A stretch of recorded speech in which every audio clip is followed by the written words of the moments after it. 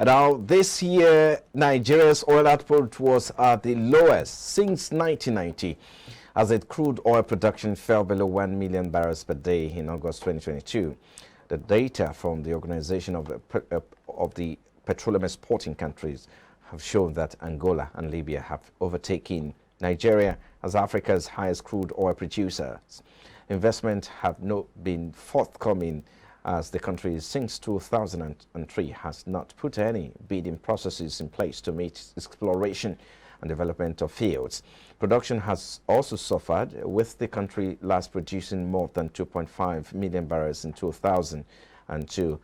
And according to analysts, things have continued to worsen for the country's oil sector, with the latest NVS report showing that the sector contributed about 5.66% to the total real GDP in the third quarter of 2022, down from the figures recorded in the corresponding period of 2021 and the preceding quarter, where it contributed about 7.49% and 6.33% respectively.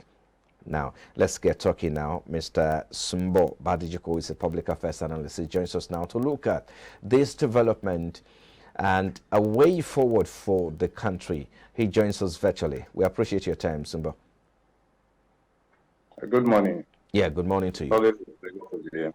Yeah, good to see you again. So talk to us about these continued decline in oil output for the country. We've talked about the implication of this, but looking at it from another perspective, what do you think is wrong with the production output, even though we have the capacity to produce more than that? Yes, we do have the capacity to produce more than that. But if you look at the activities within the sector, there is no way that what is current, that the figure we are throwing out, the current output, should not be a surprise to us. Within the sector, we have what we call endemic corruption. We don't really know how much we earn from the oil sector or from the sale of crude. It is whatever the NNPC throws out, that is the figure that we believe is industry that's actually privileged to be familiar with some of the operational activities there, who often question these figures that no, we actually should be producing more than this, that our output should actually be more than. Corruption within the NNPC is always. If you can, I think he was trying to talk about the fact that perhaps the issue is not because the country cannot meet that quota or per quota, granted us. Perhaps we should be talking about a different, issue entirely, challenge of theft and all that. If you're there, please continue on that thought. We also have misappropriation within the sector in terms of, money being meant to expand the production capacity being diverted for other use by those who are there, and of course the general problem in the land, which is security. So many oil sector producer workers have been kidnapped for ransom. Some were even killed in the process. So all these combined is what is bringing down our output level. And until something is done about that, which of course we have to put the whole blame at the door of the government, because the federal government is still the main body in charge of the oil and gas resources that we have in this nation.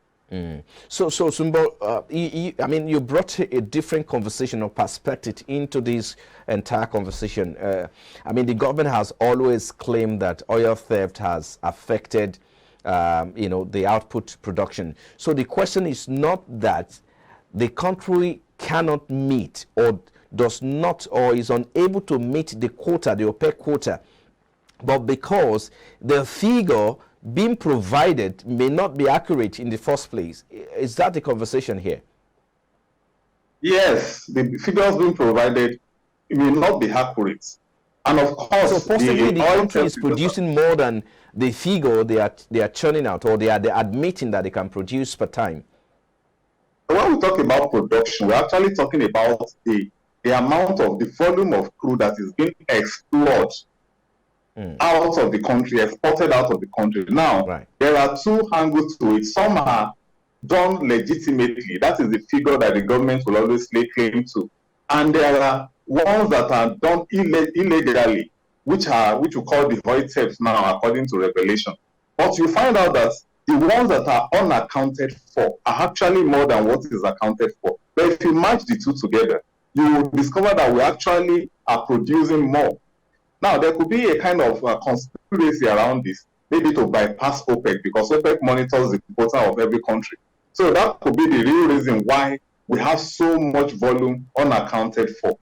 So, but the government will be in the best position to tell us the truth. And of course, we all know that the government will never do that. As we wrap up, we want to find a way out to this. Who should the country, hold responsible for this? Where should we put the blame? At whose door should we put the blame? Why we're producing, perhaps we're possibly producing more than the figure that has been accounted for? I guess we're having connection problem with Sumbo. So I need you to wrap up on that. We're trying to find a way forward. And of course, who do we have to interrogate? Who should come into this conversation? I was saying that we need to look, the government will be the one to step up its game. There are so many things that the government needs to do for us to really solve this problem. Now, we're talking about our production output.